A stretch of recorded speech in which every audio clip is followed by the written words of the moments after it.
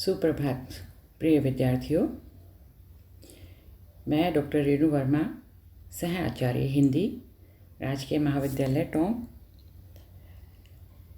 MA उत्तरार्ध हिंदी की प्रश्न पत्र प्रथम आधुनिक गद्य की कहानी ठाकुर का कुआं, जिसके रचनाकार हैं प्रेमचंद। हम लोग इस कहानी को पढ़ चुके हैं। आज हम लोग उसके कुछ भागों में से व्याख्या भाग पढ़ेंगे और उसकी व्याख्या करेंगे। प्रेमचंद ने ठाकुर का कुआं जब लिखी तो उसमें बहुत सारी समस्याओं को उन्होंने उभारा था। निम्नलिखित व्याख्या भाग को मैं पहले पढ़ती हूँ और फिर हम उसकी व्याख्या करेंगे कि रचनाकार ने तत्कालीन समाज की किन व्यवस्थाओं की ओर हमारा ध्यान आकर्षित किया है। कहानी के प्रमुख पात्र हैं जोखू और गंगी। इन दोनों की वार्तालाप है। हम लोग इसको ध्यान से पढ़ते हैं। जोखू कई दिन से बीमार है। कुछ देर तक प्यास रोके चुप पड़ा रहा, फिर बोला, अब तो मारे प्यास के रहा नहीं जाता। ला थोड़ा पानी, नाक बंद करके पी लूँ। गंगी ने पानी न दिया। खराब पानी से बीमारी बढ़ जाएगी, इतना जानती थी, परंतु यह न जानती थी कि पानी को उबाल देने से उसकी खराबी जाती रहती है। बोली, यह पानी कैसे पियोगे? न जाने कौन जानवर मरा है। कुएं से मैं दूसरा पानी लाए देती हूँ। जोखू ने आश्चर्य से उसकी ओर देखा। पानी कहाँ से लाएगी? ठाकुर और साहू के 2 कुएं तो हैं, क्या एक लोटा पानी न भरने देंगे? हाथ पांव तुड़वा आएगी और कुछ न होगा। बैठ चुपके से। ब्रह्म देवता आशीर्वाद देंगे, ठाकुर लाठी मारेंगे, साहू जी 1 के 5 लेंगे। गरीबों का दर्द कौन समझता है? हम तो मर भी जाते हैं तो कोई द्वार पर झांकने नहीं आता। कंधा देने तो बड़ी बात है। ऐसे लोग कुएं से पानी भरने देंगे? इन शब्दों में कड़वा सत्य था। गंगी क्या जवाब देती, किंतु उसने वह बदबूदार पानी पीने को न दिया। विद्यार्थियों, हम लोगों ने यह अंश प्रेमचंद की कहानी ठाकुर का कुआं से लिया है। अब हमें इसमें सामाजिक व्यवस्था और उनसे परिस्थितियों से उत्पन्न होने वाली वस्तुस्थिति को जानते हैं। यदि कोई व्यक्ति तत्कालीन समाज में निम्न वर्ग का है और वह बीमार हो गया है, तो उसे शुद्ध पाने के लिए कितनी मेहनत करनी पड़ती है, इस कहानी में इसी के बारे में जानकारी दी है। इसमें गंगी के माध्यम से बताया है कि उसे यह नहीं मालूम कि पानी गंदा है, तो उसे गर्म करने के बाद उसकी वो गंदगी खत्म हो जाएगी और वो शुद्ध होगा। यह उस काल की अशिक्षा की ओर हमारा ध्यान आकर्षित करते हैं। उस तत्कालीन समाज में शिक्षित वर्ग की बहुत अधिक कमी थी और निम्न वर्ग में तो शिक्षा से संपूर्ण वर्ग और जाति वंचित रखी जाती थी। पानी से उत्पन्न होने वाली बहुत सी बीमारियों के कारण हम लोग उस समय मृत्यु को प्राप्त कर लेते थे। फिर उसके अलावा उस समय पानी की व्यवस्था को सुरक्षित रखना भी बहुत मुश्किल था। इतने अधिक कुएं, बावड़ियाँ आदि का निर्माण नहीं किया गया था और उनको भी ढक के नहीं रखा जाता था। इस वजह से कभी भी उसमें कोई भी जानवर मर जाता था और मरने के बाद उस पानी को पीना निम्न वर्ग की मजबूरी हो जाती थी और उस पानी को पीने से उन्हें मृत्यु तक भी पहुंचना पड़ता था और इसके अलावा अगर वो जीवित भी रहते तो बहुत सारी बीमारियों से ग्रसित रहते थे। इस अशिक्षा और गरीबी के कारण लगातार समाज का एक वर्ग अपने शारीरिक रूप से और मानसिक रूप से कमज़ोर रहता गया और उसका फ़ायदा उच्च वर्ग के लोगों ने उठाया।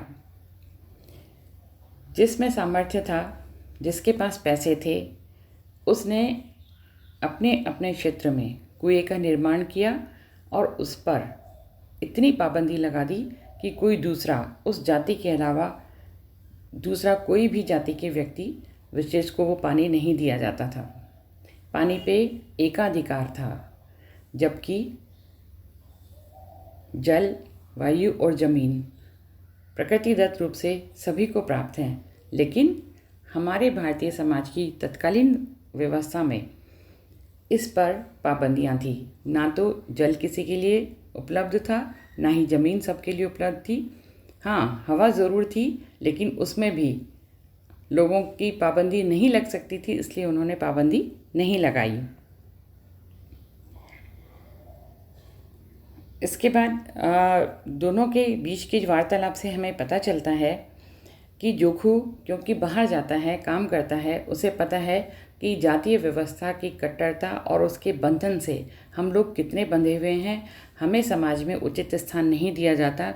लेकिन गंगी क्योंकि घर पे रहती है और उसे लगता है कि नहीं, ऐसा भी क्या है, यदि हम बीमार रहेंगे तो क्या हम अच्छा पानी, एक लोटा पानी नहीं पी सकते। वह गंगी को समझाना चाहता है, लेकिन गंगी को समझ में नहीं आता। अब देखिए, उसमें बताया गया है कि ठाकुर और साहू की 2 कुएं हैं और वो दोनों ही कुएं पे पानी लाना और उनसे पानी आम लोगों को मिलना, यह व्यवस्था उस समय में नहीं थी। और उसकी सज़ा देखिए कि यदि इन्होंने इनसे पानी मांगा तो गंगी को बताया जाता है कि तुम अपने हाथ पांव तुड़वाओगी और कुछ नहीं होगा, तुम चुपचाप बैठ जाओ। लेकिन गंगी को लगता है कि मेरा पति बीमार है, मैं क्या उसके लिए एक लोटा पानी नहीं ला सकती।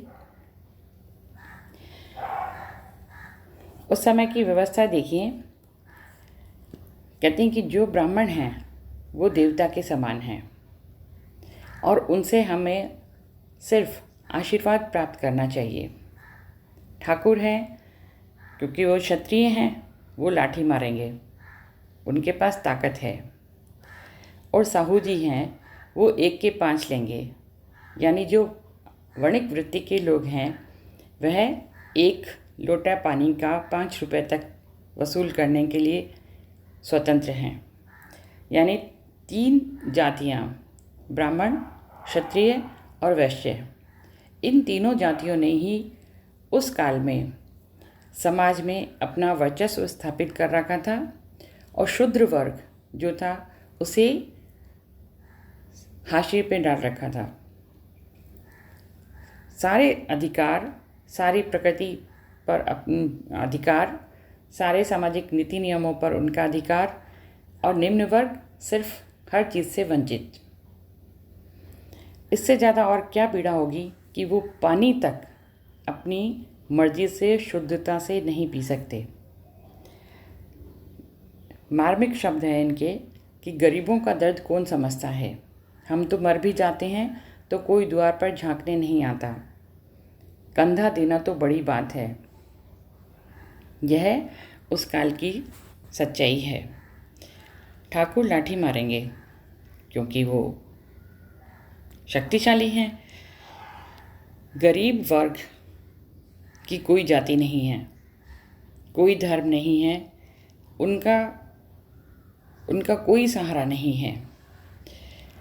वो जिंदा हैं तो इन तीनों वर्गों की सेवा करने के लिए, और अगर वो मर जाते हैं तो उनके अपने परिवार वाले दुखी हो सकते हैं। लेकिन इस समाज में जो अपने श्रम के माध्यम से इस उच्च वर्ग को सहयोग करता है, उसको सामर्थ्यशील बनाता है, उस वर्ग के प्रति अपना सर्वस्व समर्पित करके जीवन जीता है। लेकिन यदि उस श्रमिक को कहीं से भी पीड़ा हुई, उसे तकलीफ़ हुई, इसकी तकलीफ़ को ये उच्च वर्ग कभी भी नहीं समझता और ना ही वह समझना चाहता। वह मानकर चलते हैं कि हमें सिर्फ इन लोगों की, जो उच्च वर्ग है, उन लोगों की सेवा करना है, यही हमारा धर्म है, इसके अलावा हमारा कोई धर्म नहीं है। और सेवा का तात्पर्य क्या? जो उन्होंने शब्द बोला उस शब्दों को अपना जीवन का आधार बनाकर उनके लिए पूर्णतः से समर्पित होकर अपने जीवन को जीना। कितना दर्द है कि अगर कोई गरीब मरता है तो किसी को फ़र्क नहीं पड़ता, कोई उनके प्रति सहानुभूति जताने नहीं आता, कोई उनको कंधा देने नहीं आता। पानी, ऐसे लोग क्या कुएं से पानी भरने देंगे? कदापि नहीं। इन शब्दों में कड़वा सत्य था, लेकिन गंगी क्या जवाब देती? उसके पास कोई जवाब नहीं था, क्योंकि यह पीढ़ी दर पीढ़ी इसी तरह से चला आ रहा है। एक शोषित वर्ग है, एक शोषक वर्ग है, एक उच्च जाति है, एक निम्न जाति है, एक उच्च धार्मिक भावनाओं से वशीभूत है तो दूसरे को धार्मिक भावनाओं को रखने का अधिकार ही नहीं है। हमारे समाज में व्याप्त ऊंच नीच, जाति प्रथा, धार्मिक विद्वेष, जातियों का वर्गीकरण इस व्याख्या के माध्यम से हमें देखने को और समझने को मिलता है।